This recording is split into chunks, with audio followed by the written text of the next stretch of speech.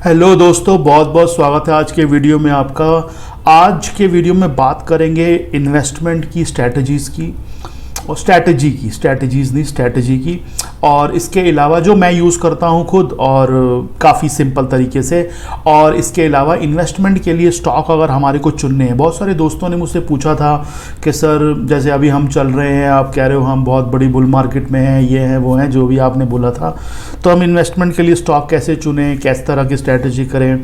तो मैंने सोचा आपके लिए उसके लिए एक बिल्कुल सिंपल तरीके से सीधी भाषा में एकदम बिल्कुल सीधी नाक की सीध में कैसे करा जाए उस चीज़ को, उसके लिए एक वीडियो बनाना चाहिए। आज की वीडियो का टाइटल देख के थोड़ी सी आपको हंसी भी आएगी, थोड़ा समझ में भी नहीं आएगा कि सर ये बजरंग बाण क्या है ये। तो चिंता ना करें, जब ये वीडियो ख़त्म होने पे आएगा उससे पहले पहले आपको सब कहानी समझ में आ जाएगी ये क्या है। तो सबसे पहले अब एक ना छोटी सी स्टोरी से शुरू करता हूँ। वो स्टोरी क्या है, आप सब लोगों ने जो रामायण पढ़ी हुई है हमारी, उस रामायण के अंदर क्या है कि एक बार क्या होता है, जब वो लड़ने जाते हैं रावण से, तो लक्ष्मण जी जो हैं उनको तीर लग जाता है और लक्ष्मण जी जो हैं एकदम से बेहोश हो जाते हैं। तो वहाँ जो वैद्य जी थे, मुझे उनका नाम ध्यान नहीं है कौन है, तो उन्होंने अपना राम जी को बताया ऐसे ऐसे कि जी इसको तो अब आपका मतलब कोई दवाई नहीं बचा सकती। हिमालय के ऊपर एक जड़ी बूटी पाई जाती है संजीवनी करके, वही बचा सकती है इसको, तो आप किसी ढंग से संजीवनी बूटी मंगा लीजिए तो ये उनको अपना सेव कर देंगे। तो उन्होंने हनुमान जी को बुलाया, हनुमान जी को कहा जी अब लेके आनी है जी संजीवनी बूटी वहाँ से। तो संजीवनी बूटी उन्होंने कहा जी मैं पहचानूंगा कैसे, मेरे को तो पता ही नहीं है, मैं कैसे पहचानूंगा। तो उन्होंने कहा जी आपको हम बता देते हैं पहचान कैसी है, तो आप ले आइएगा उसको। उन्होंने अपने ठीक बता दिया, भाई ऐसी ऐसी पहचान नहीं है उसको, यहाँ मिलेगी, इस जगह मिलेगी, उन्होंने बता दिया।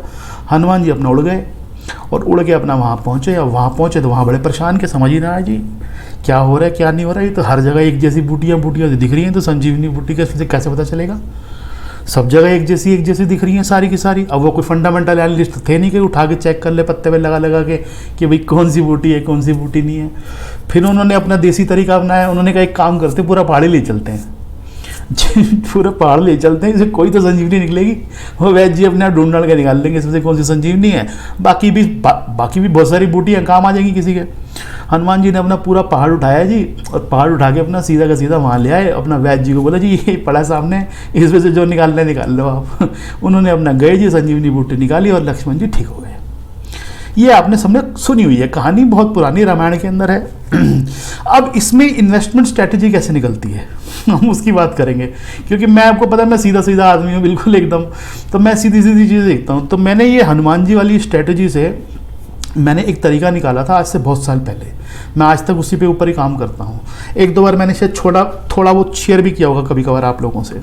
वो क्या है कि हम जब भी काम कर रहे होते हैं, हमारे सामने ना बहुत सारे स्टॉक्स, बहुत सारी चीज़ें ऐसी आती हैं कि हम कई बार पूरी तरह से जज नहीं कर पाते कि हाँ ये मेरे सामने 4 स्टॉक है, ये 40 स्टॉक हैं, इसमें से कौन सा वाला ऐसा है। क्योंकि एक बात बताओ, हर आदमी की इच्छा, चाहे मैं हूँ चाहे आप हो, ये रहती है अंदर से कहीं ना कहीं कि ये मैं जो स्टॉक ले रहा हूँ ना ये मेरा मल्टी बैगर हो जाए, वो 10 गुना 20 गुना 50 गुना 100 गुना वाले टाइप, और संजीवनी बूटी वो मिल जाए मुझे कहीं से। लेकिन अब संजीवनी बूटी तो है तो एक दो ही, ज़्यादा तो है नहीं। अब सबके ऊपर सबकी शक्लें एक जैसी हैं तो करें क्या, अब सबकी शक्लें तो एक जैसी दिखेंगी। और फंडामेंटल एनालिस्ट भी अगर कर लेगा, थोड़ी बहुत रिसर्च कर लेगा ऊपर नीचे, तो उसको भी पता। अब सारे के सारे वैसे वैद तो हो नहीं सकते कि हाँ यही वाली संजीवनी बूटी, और ऐसे वैद उस जमाने में तो थे, आज के ज़माने में सारे नकली वैद हैं, किसी को पता तो कुछ है नहीं कि कौन सी संजीवनी बूटी है कौन सी नहीं। तो वो भी क्या ट्राइयाँ मारते रहते हैं। तो अब 2 तरह की इन्वेस्टमेंट साइकोलॉजी, इन्वेस्टमेंट की सोच, फिलॉसफी चला करती है। एक चला करती है जी कॉन्सेंट्रेटेड पोर्टफोलियो, जिसके मैं आपको पता है काफ़ी समय मैंने काफ़ी टाइम में बात किया कि मैं बहुत खिलाफ हूँ उसके।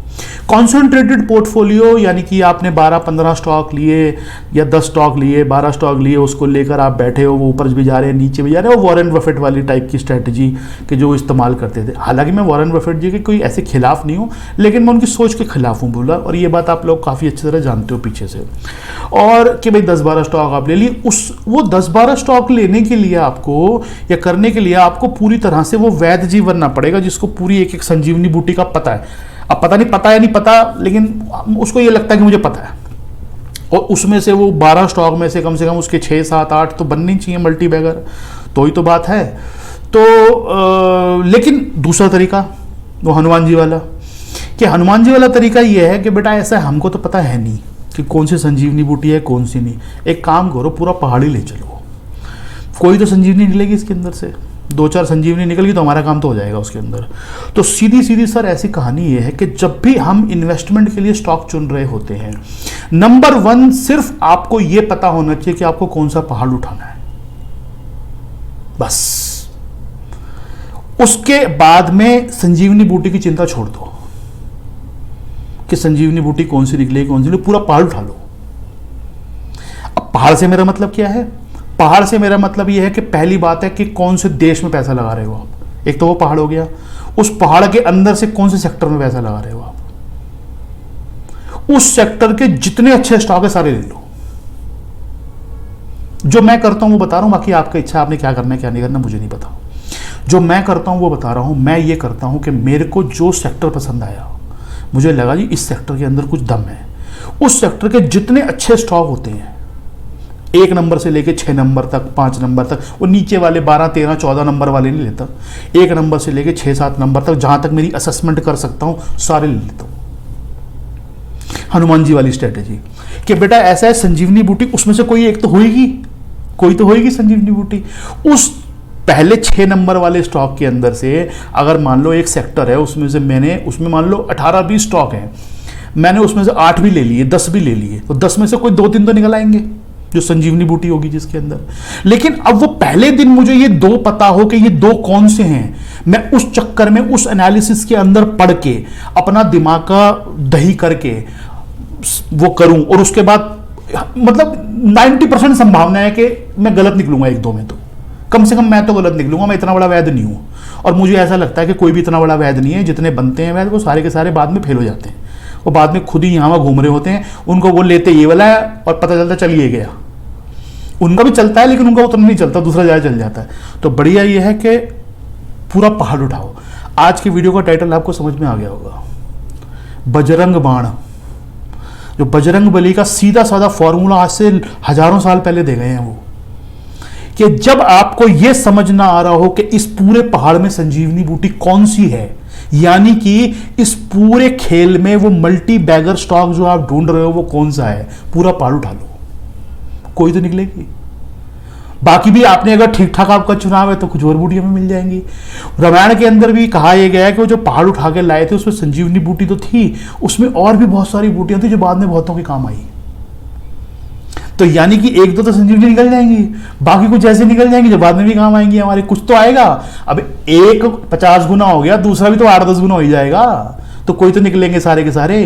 तो बेटर नंबर 1 सिर्फ ये, हनुमान जी को ये पता था कि कौन सा पहाड़ लाना है, उस पहाड़ में कौन सी बूटी लानी है उनको नहीं पता था, तो वो पूरा पहाड़ उठाना है। बस आपको पहाड़ चुनना है। पहले नंबर का पहाड़ ये है कि आप किस देश में पैसे लगा रहे हो। देश का मतलब आपके जो इकॉनमी है, कौन सी इकॉनमी में है, क्या सिस्टम है उसका, अगर वहां पर आपकी क्लैरिटी है। दूसरा पहाड़ सेक्टर वाइज उसमें कौन से चलने की प्रोबेबिलिटी ज़्यादा है, किस तरह की चीज़ ज़्यादा चल सकती हैं, कैसे काम कर सकती हैं। एक बार अगर उस तरफ की क्लैरिटी हो गई फिर बिल्कुल माइक्रो में घुसने की कोई ज़रूरत नहीं है, बिल्कुल माइक्रो ए लेवल के ऊपर जाने की कोई ज़रूरत नहीं है। बिल्कुल बेहुदा काम है मेरे हिसाब से माइक्रो में जाना।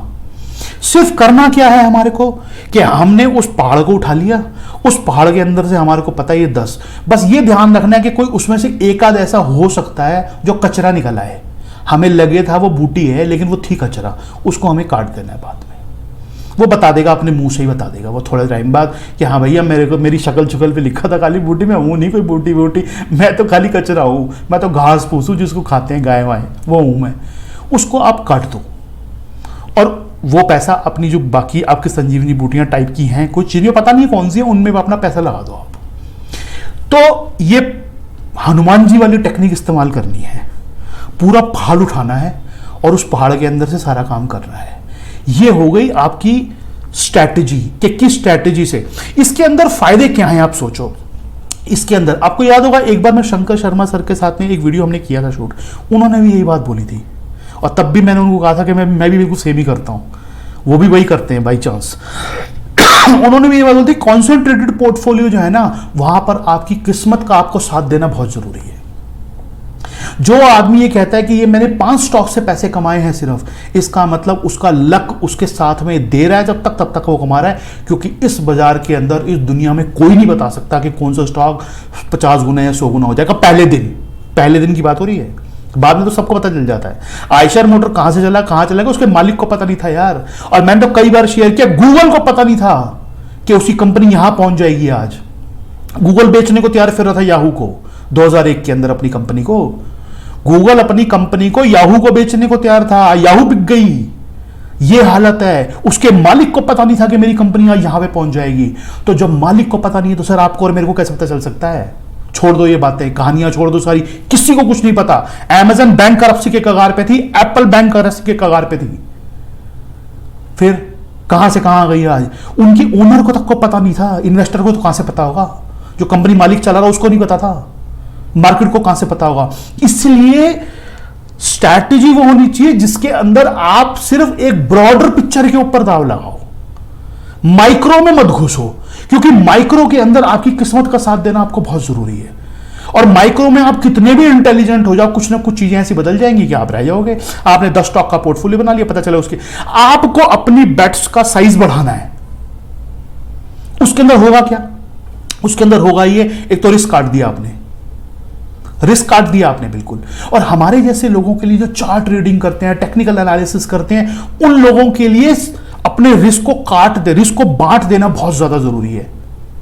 क्योंकि मेरे को पता नहीं है कंपनी के फंडामेंटल के अंदर क्या चीजें गड़बड़ हो रही हैं। मैं तो चार्ट पढ़ूंगा, जब भाव में आएगा तब पता चलेगा। चलो मैं थोड़ा एग्रेसिव भी हूं, थोड़ा सा मुझे पहले पता चल जाता है, थोड़ा सा इंफॉर्मेशन में गैदर करता रहता हूं, अब तो मुझे पता चल जाएगा। लेकिन फिर भी मैं कभी ये नहीं पता चला पाऊंगा शायद कि ये कंपनी जो है, चार्ट बेसिस पे, प्योरली चार्ट बेसिस पे कह रहा हूं मैं, ये कभी पता नहीं चला पाऊंगा कि ये कंपनी 50-100 गुना हो सकती है। चार्ट बेसिस के ऊपर आपको ये दिख जाएगा, हाँ ठीक है यार, यहाँ से डबल हो जाएगी, ट्रिपल हो जाएगी, और तो क्या होगा भाई, यही पता चला लोगे। लेकिन 300 रुपए का आइसर मोटर 30,000 हो जाएगा, ये थोड़ा पता चलेगा? ये नहीं पता चलेगा सर चार्ट के ऊपर। लेकिन आप बस ये पता चला लोगे, हाँ ठीक है भाई, यहां से दुगुना तिगुना हो जाएगा चार्ट, और तो क्या हो जाएगा। लेकिन वो एक तो बात पहली कि कंपनी वाले को नहीं पता, उसके मालिक को। दूसरा बात, कोई फंडामेंटल एनालिस्ट का बाप नहीं बता सकता ये कंपनी की कहां जाएगी। जब किसी को कुछ पता ही नहीं है तो फिर हमको सीधी सीधी काम करने में क्या दिक्कत है? डिसिप्लिन हमारे को अपना चार्ट वाला रखना है, सीधी सीधी बात। दूसरी बात, उठा लो पूरा पहाड़, उस पहाड़ के अंदर से कोई 2-4 ऐसी संजीवनी बूटियां मिल जाएंगी जो 100 गुना हो जाएंगी आपकी। बाकी भी 5-7, 2-4 कुछ हो ही जाएंगी, एक तो कचरा निकलेगा उसको काट देंगे।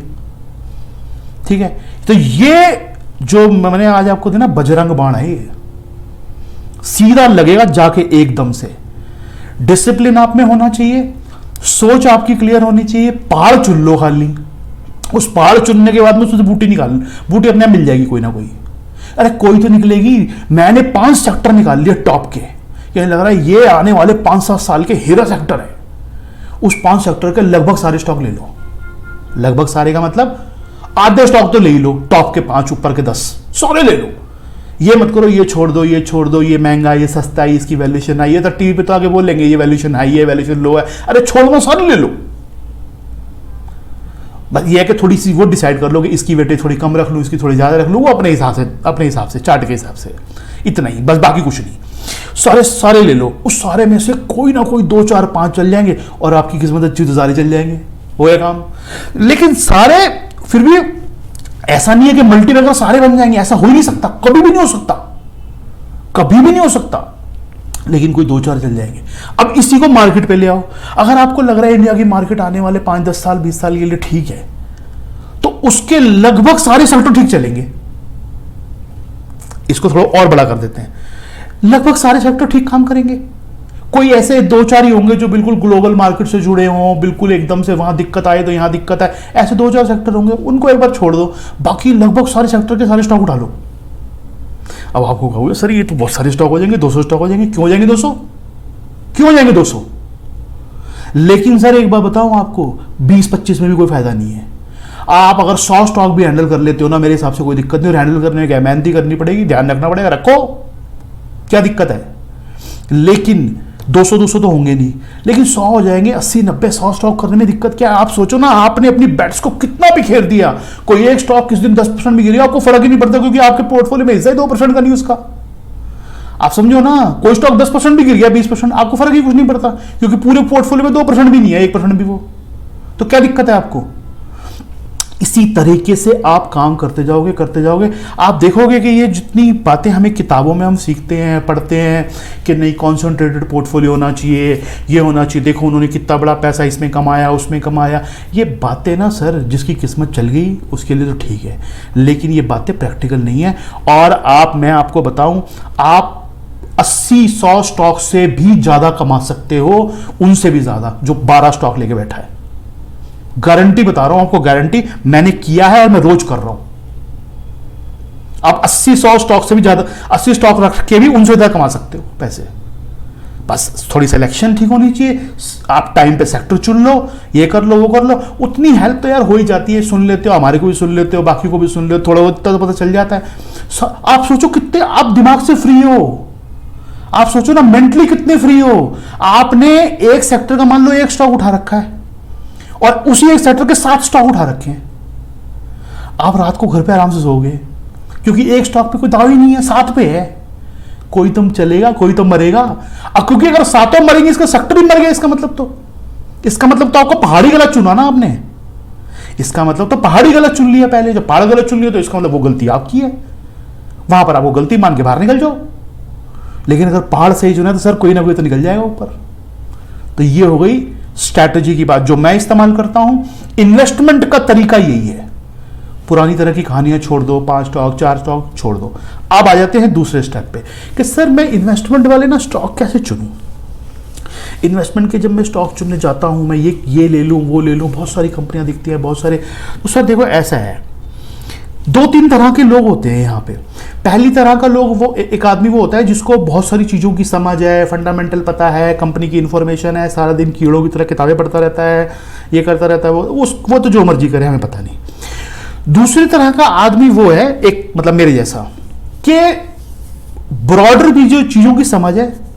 और मैं उन स्टॉक्स के अंदर ज़्यादा काम करता हूँ जिनके धंधे, जिनके काम मेरे को बहुत ईजिली समझ में आते हैं, बहुत जल्दी समझ में आते हैं। एक तो मेरा बैकग्राउंड बिजनेस बैकग्राउंड है, तो मैं उन चीज़ों को जल्दी समझ भी लेता हूँ थोड़ा सा। लेकिन आप भी कोशिश करोगे तो हो सकता है आप में से बहुत सारे लोग जल्दी समझ ले धंधों को। धंधों जिस बिजनेस की आपको इजीली समझ में आ जाए, उस पर ज़्यादा काम करो, नंबर 1। नंबर 2, एक अपने लिए रूल बना के रखो कि अपने आसपास हमेशा जब भी बाहर जाओ, यहाँ जाओ, वहाँ ना निगाह दौड़ाते रहो। कौन सी चीज़ें ज़्यादा बिक रही हैं, कहाँ पे ज़्यादा काम हो रहा है, कौन सा ज़्यादा चीज़ चल रही है, कौन सा नहीं चल रहा, क्या हो रहा है, क्या नहीं हो रहा।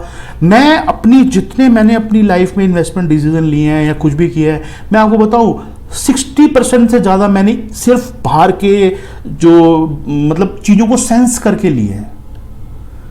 वो सेंस आपकी खुलती तब है जब आप हर समय सोते जागते ना सिर्फ वही चीज़ सोचते रहते हो।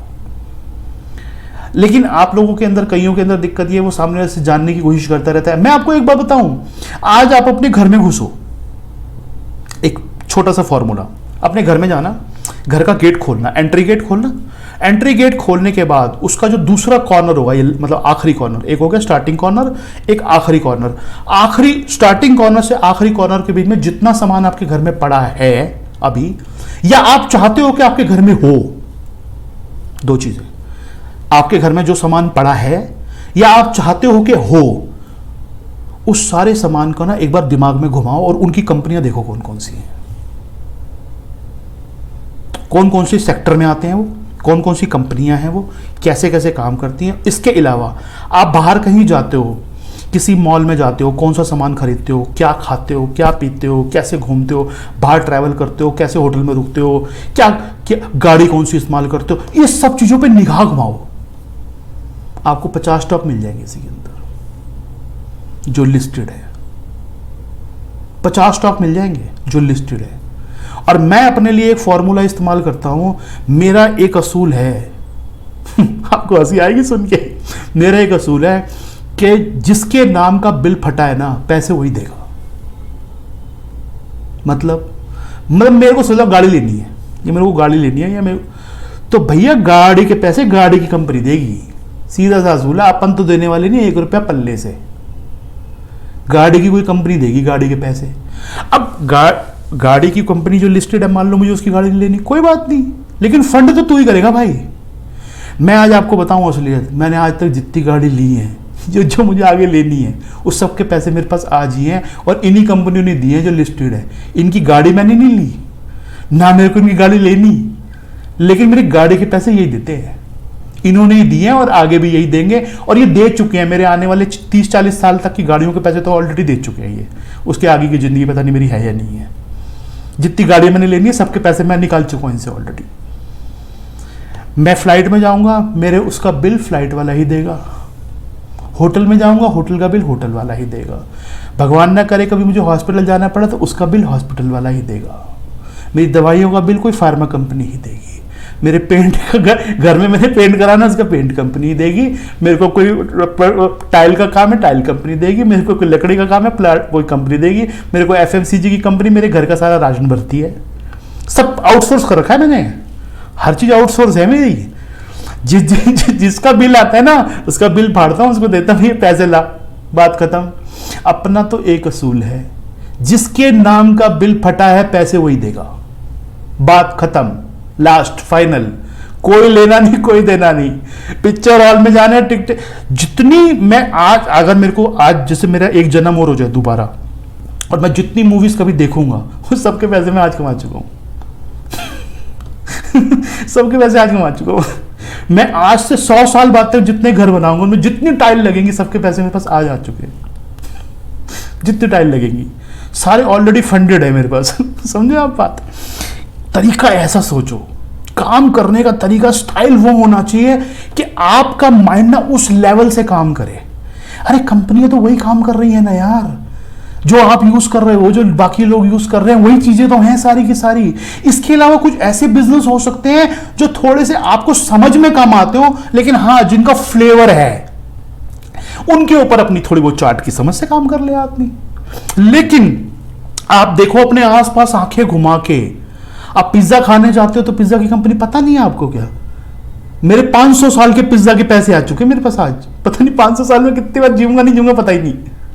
500 साल के पिज्जा खाऊंगा ना, सबके पैसे हैं आज ही, सब फंड हो चुके ऑलरेडी। हम तो आउटसोर्स कर रखे अपने सारे खर्चे।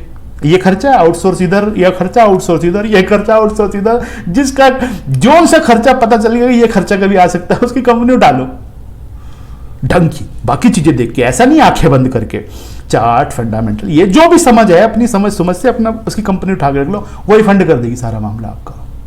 ऐसे करते करते आपका एक बढ़िया वाला पोर्टफोलियो तैयार हो गया। स्ट्रैटेजी वही रखनी है। अब जरूरी नहीं है कि आपको सर मुझे घर लेना है तो मेरे को घर तो लेना है, लेकिन मुझे रियल एस्टेट की कोई कंपनी पसंद नहीं आ रही, कोई बात नहीं, घर लेना है ना, रियल एस्टेट की कंपनी पसंद नहीं आ रही, सीमेंट की आ रही होगी, लोहे की आ रही होगी, स्टील की, कोई तो आ रही होगी, कोई ना कोई आपका फंड कर देगा।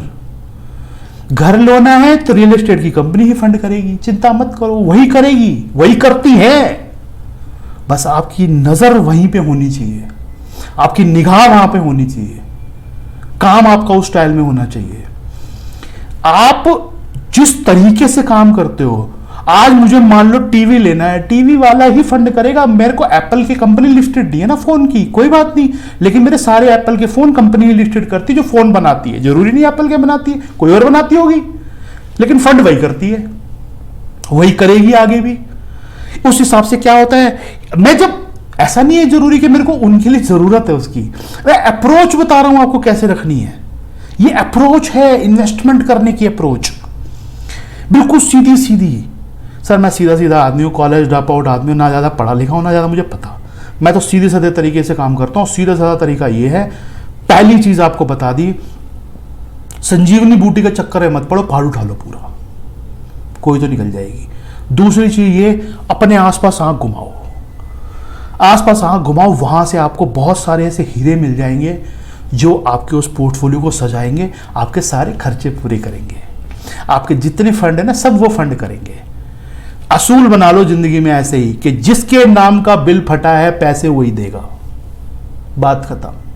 पैसे वही देगा जिसके नाम का बिल फटा है। मेरे जितने खर्चे मैं कहां से करूंगा भैया, मेरे कौन से धंधे चल रहे हैं, तुम्हारे धंधे, तुम दोगे पैसे, हम तो तुम्हें ले सकते हैं कंपनी के नाम से, हमने ले लिया, बात खत्म। जब तुम देते रहो और बीच में उसे अब जैसा लगा पता चला हाँ चलो ठीक है तेरा काम खत्म हो गया, तेरा स्टॉक गया ऊपर गया खत्म, अब आ रहा है नीचे, बाहर निकल जाओ उससे, बात खत्म।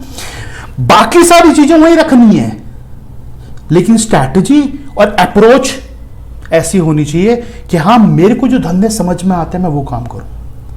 इसके अलावा कुछ ऐसे धंधे हो सकते हैं जो फ्लेवर में हैं आजकल, जो चल रहे हैं, बिजनेसेस हैं, कोई नई चीजें हैं, कोई नया आ गया, टेक्नोलॉजी के अंदर कुछ नया है, आपको समझ उसकी कम है लेकिन वो फ्लेवर है, वहां पे भी अप्रोच वही करनी है, पार उठा लो पूरा। अब मुझे मान लो एग्जांपल आईटी कंपनी का मुझे नहीं समझ में आती, मान लो कोई धंधा सॉफ्टवेयर का है मुझे नहीं समझ में आता, लेकिन मुझे ये तो समझ में आता है कि यार ये कुछ चीज फ्लेवर की चल रही है, नहीं अच्छी चीज है, अच्छा चल रहा है, सब बढ़िया है, तो पूरा पूरा उठा लो उसको, 5-7 इकट्ठे उठा लो, कोई ना कोई तो चल जाएगा। नहीं तो फिर घास फूस साबुत होगी तो बेच देंगे, काट देंगे, कोई बात नहीं। सिंपल तरीका, स्ट्रेट फॉरवर्ड सोच, काम करते जाओ, किसी तरह की कोई दिक्कत नहीं है। और ज्यादा अगर ये इस तरह की चीजों के सर्च में पड़ोगे ना कि इन्वेस्टमेंट के लिए स्ट्रैटेजियां पता चल जाएं, स्टॉक पता चल जाएं, अरे सर वही आपकी आंखों के आगे स्टॉक है, आज रात को आंखें खोल के तो देखो, एक बार आंखें खोल के तो देखो, सब सामने है आपके। बस हमारे साथ दिक्कत ये होती है, हम दूसरे से सुनने के चक्कर में रहते हैं कि दूसरा क्या करेगा। कुछ नहीं मत करो, अपने हिसाब से काम करो, अपनी सोच के हिसाब से, कम ज्यादा। अब आज का वीडियो देखने के बाद बहुत सारे लोगों से सवाल आएगा, सर मेरे पास तो 5 लाख है, मैं 50 कंपनी कैसे लूं? अरे 25 ले लो, कम से कम कुछ कहीं से तो शुरू करो, कहीं से तो सोचो। लेकिन नहीं है, हमें तो बहाने चाहिए सर, हमें तो बहाने चाहिए, हमें कुछ नहीं करना, हमको नाटक करने, खाली बहाने करने हमारे को, ये हमको एक्सक्यूजेस देने अपने आप को कि मैं इसलिए ये नहीं कर पा रहा, उसलिए वो नहीं कर पा रहा, उसलिए वो नहीं करना। हमको पैसे कमाने नहीं है, हमको केवल वीडियो गेम खेलनी है, बस हमको चाहिए, हमें कोई ऐसा बता दे रातों रात हमारे को 100 गुना हो जाए हमारा स्टॉक। हमको पैसे नहीं कमाने, हमको वीडियो गेम में खेलनी है सारा दिन बैठ के, इसकी ऑप्शन ले ले, वो पुट ले ले, वो कॉल ले ले, वो बेच दे, वो काट दे, वो गई 2 रुपए ऊपर, वो 2 रुपए नीचे, वो 3 एक्सपायरी कट गई, 4 एक्सपायरी, ये करना है हमारे को, इसे मजा आता है हमारे को। मजे मत लो सर, लाइफ खराब हो जाएगी सारी। काम करो दिमाग खोल के, सीधे तरीके से, ठीक है। आज का वीडियो अच्छा लगा हो मुझे लिख के जरूर बताना, आपके लिए मेहनत से वीडियो बनाता हूं, पूरी समझ से, पूरी सोच से।